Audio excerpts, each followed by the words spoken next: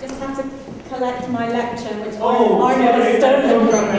That's the first step. I need this. Also, guten Morgen. Es tut mir leid, dass ich kann nicht auf Deutsch sprechen. My paper is about the philosophy of Gilles Deleuze. The idea of the body that we find in his thought, and also the thought of illness. Next slide, please. Thank you. So the organisers of this event, Philosophy on Stage, set their contributors a difficult task: to seek out the bodies of philosophers themselves, to seek out the body itself within theories of the body, to examine the specificity of philosophers' bodies in the act of performing philosophy, thinking, lecturing, speaking, writing. Philosophers have specific bodies with which or through which they perform these acts, but all too often the organisers suggest these bodies are disavowed. They fail to make their presence felt in the various concepts of the body, as if there were only one that philosophy creates.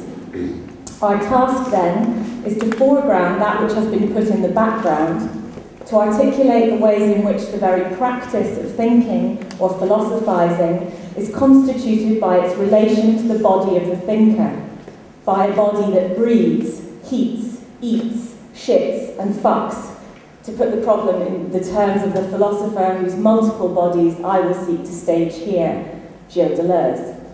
Next.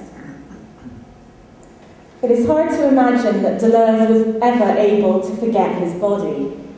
It is 1947.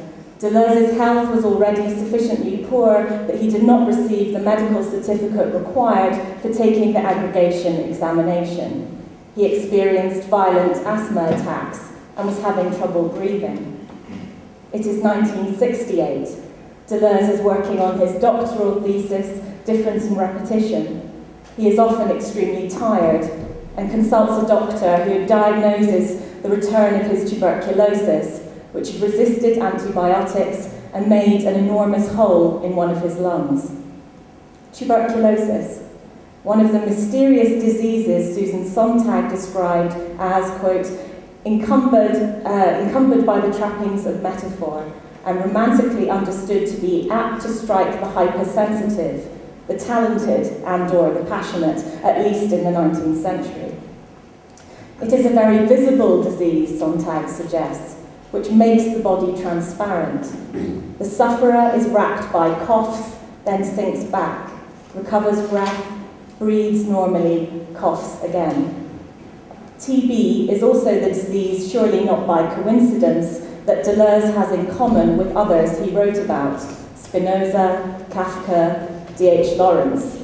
The shared embodied experience of the body turning to phlegm and mucus and sputum and finally blood, and of air, the need for better air.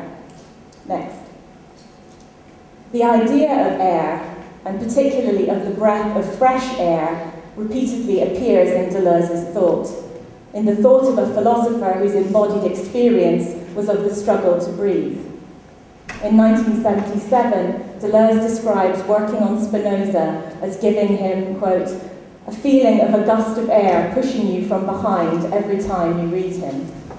Or again, in What is Philosophy, Deleuze and Guattari writes of the need for the painter to erase the cliches that already inhabit her canvas before she begins to paint, in order, quote, to let in a breath of fresh air from the chaos.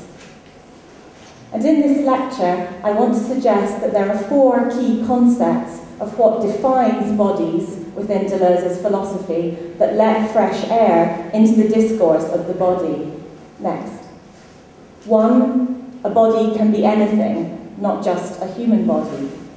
2, a body is the sum of its affects, not being, not we love being, but we love becoming, nor a mere container for the diseases, as Deleuze calls them.